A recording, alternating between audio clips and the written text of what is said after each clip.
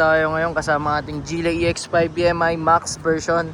So ngayon guys, i-share ko sa inyo kung paano ba i-turn on, i-turn off, or i-enable and disable yung sensor ng susi. So dito kay EX5, meron tayong dalawang option para gamitin yung susi. So pwedeng manual, pwedeng automatic. So ngayon guys, naka-automatic pa yung ating susi doon sa ating unit.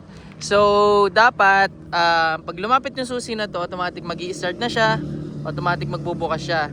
So yun muna yung naka-set up, and then later on ipapakita ko sa inyo kung paano siya i-disable. Okay, then i-share ko na rin sa inyo kung ano ba yung disadvantages pagka naka-turn on yung sensor na yon. So ngayon, ito yung susi. So yan, papakita ko yung susi. So ngayon nakalock yung ating Geely EX5. Yan. So pag malapit na yan guys, automatic magbubukas yan. Yan. So automatic na siya nagbukas kasi buhay yung sensor. Okay? Yan, may ilaw. Now, pag lumayo naman ako, tingnan natin yung distansya. Ayan, so dito pa lang nag-off na siya. Okay, lapit ulit ako.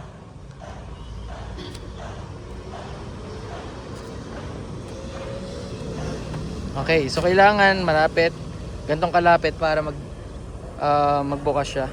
Okay? So ngayon naka-enable yung sensor na 'yan. So ngayon automatic na 'yan guys, na pag lumapit ka, magi-start na yung makina niya. So kung mapapansin nyo, wala kang maririnig kasi napakatahimik niya. So 'yan. So automatic bukas na 'yan. Okay? Ayan.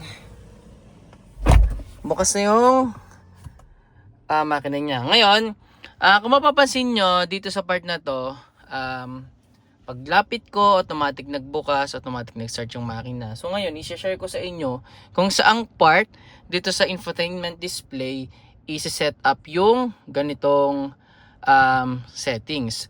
So, punta ka lang dito sa app tray, dito. And then, click mo yung vehicle settings. And then punta ka sa vehicle controls. Then scroll down. Yan. Makikita mo under doors and windows, may makikita kang dalawang sensor. Proximity sensor unlock, proximity sensor lock. So meron kang dalawang option. Pwedeng i-enabled mo lang yung isa kapag ilalock mo siya, or pwede namang yung unlock lang. So meron kang option. But yung case ko kasi currently naka-on siya, kaya gumagana siya. But kung gusto mo siyang i-turn off, ganito lang siya. Yan. Ganyan lang siya kadali. Ngayon pagka-turn off mo niyan, okay? So yan, naka-turn off pa. Lalabas ulit tayo. Pakita ko lang, lalabas ulit tayo. So dapat hindi na to gagana. Dapat manual pa rin siyang maglalak gamit yung susi. Okay? Labas tayo. So yan, check nyo na lang yung side mirror. Ito yung susi. Oh. Okay? Oh, hindi siya gumagana, di ba?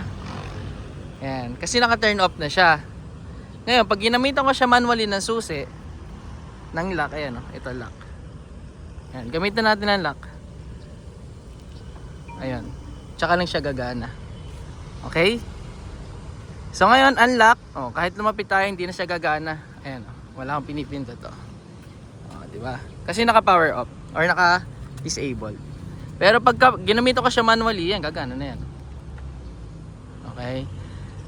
So, yan. Ganun lang mag-enable tsaka disabled ng proximity sensor ng susi. So, yung iba kasi, advantage yun kapag, like for example, may lakad ka and mabilisan ka lang, pwede mo siyang i-enabled. But, kung i-stock mo naman siya sa bahay at yung sabitan ng susi mo ay malapit, make sure mo na disable mo muna siya. Bakit? Kasi may tendency na kada lapit mo, kada layo mo, magta-turn off tsaka mag-turn on. So, hindi ko alam kung magandang best practice siya since bukas-sara, start hindi yung makina natin. And at the same time, share ko na lang din kapag ka-car wash kayo. Okay? So, mas maganda pag car wash kayo, i-off nyo na lang to. Kasi, syempre, pag nagpa-car wash ka naman, minsan, di ba, binabantayan mo yung sasakyan mo habang nililinis. So, pagka malapit kayo yung susi mo, start siya automatic.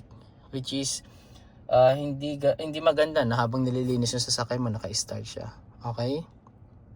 So yun lang guys. I hope na may natutunan kayo sa akin sa video na to.